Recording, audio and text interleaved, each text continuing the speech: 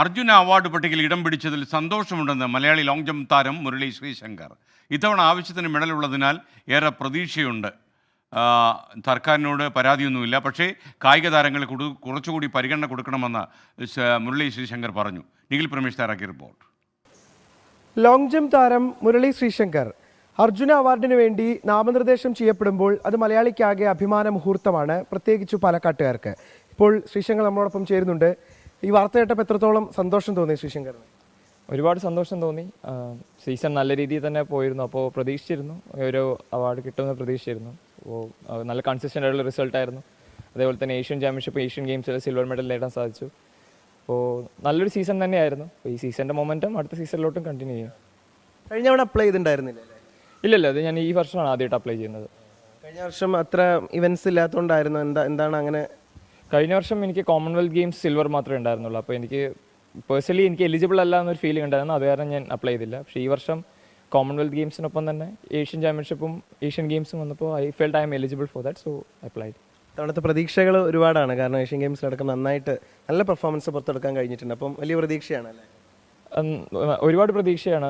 ഈ വർഷം നല്ല പ്രതീക്ഷയുള്ള വർഷമായിരുന്നു. പിന്നെ എനിക്കൊരു ഇഞ്ചുറി കൺസേൺ, മുട്ടിൻ്റെ ചെറിയൊരു ഇഞ്ചുറി ഉണ്ടായിരുന്നു. അപ്പോൾ അതെല്ലാം കാരണം വിചാരിച്ച പോലെ പെർഫോം ചെയ്യാൻ പറ്റുമോ എന്നൊരു സംശയം ഉണ്ടായിരുന്നു. പക്ഷേ ട്രെയിനിങ്ങുള്ള മോഡിഫിക്കേഷൻസ് എല്ലാം വരുത്തി ഞങ്ങൾക്ക് വിചാരിച്ചതിനേക്കാളും നന്നായിട്ട് പെർഫോം ചെയ്യാൻ സാധിച്ചു ഈ വർഷം. ഒളിമ്പിക്സിൻ്റെ ട്രെയിനിങ് ഒക്കെ എങ്ങനെയാണ്? അതിന് വേണ്ടിയിട്ടുള്ള പരിശീലനങ്ങളൊക്കെ ആരംഭിച്ചോ? ദിവസം ഉണ്ടെന്ന് അറിയാം. ട്രെയിനിങ് ട്രെയിനിങ് സെഷൻ തന്നെ പോയിക്കൊണ്ടിരിക്കുകയാണ്. ഇപ്പോൾ ട്രെയിനിങ് സ്റ്റാർട്ട് ചെയ്ത് തേർഡ് വീക്ക് പകുതിയായി ഇപ്പോൾ തന്നെ. അപ്പോൾ നല്ല രീതിയിൽ തന്നെ മുന്നോട്ട് പോകുന്നുണ്ട് ട്രെയിനിങ്. ഏഷ്യൻ ഗെയിംസിന് ശേഷം പല കായിക താരങ്ങളും കേരളത്തിൽ അവർക്ക് ഇൻഫ്രാസ്ട്രക്ചറിൻ്റെ കാര്യത്തിൽ കുറച്ച് പരിമിതികളുണ്ട് എന്നുള്ള കാര്യങ്ങളൊക്കെ പറയുണ്ടായിരുന്നു. ഈ കാര്യത്തിൽ ശ്രീശങ്കറിൻ്റെ വ്യക്തിപരമായിട്ടുള്ള അനുഭവം എന്താണ്? നമ്മുടെ നാട്ടിൽ ഒരുപാട് ടാലൻസ് ഉണ്ട്, റോ ആയിട്ടുള്ള ടാലൻസ് ഒരുപാടുണ്ട്. അത് അത്ലറ്റിക്സിൽ മാത്രമല്ല, വേറെ സ്പോർട്ടിലായാലും ഫുട്ബോളിലായാലും ഇപ്പോൾ സ്വിമ്മിങ് ആയാലും ഒരുപാട് റോ ആയിട്ടുള്ള ടാലൻസ് ഉണ്ട്.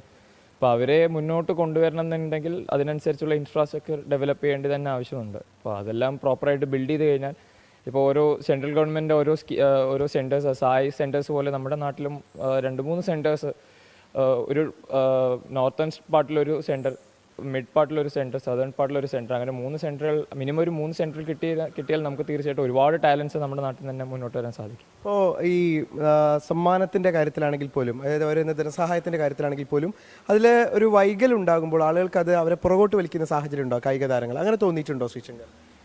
നമ്മൾക്ക് കായിക മേഖലയ്ക്ക് അപ്പുറം തന്നെ ഒരുപാട് കാര്യങ്ങൾ നമ്മുടെ സ്റ്റേറ്റിൽ നോക്കാനുണ്ടല്ലോ. അപ്പോൾ അതിനെ ആ ഒരു റീസൺ കൊണ്ടായിരിക്കാം ഡിലേ വന്നതെന്ന് ഞാൻ വിശ്വസിക്കുന്നു.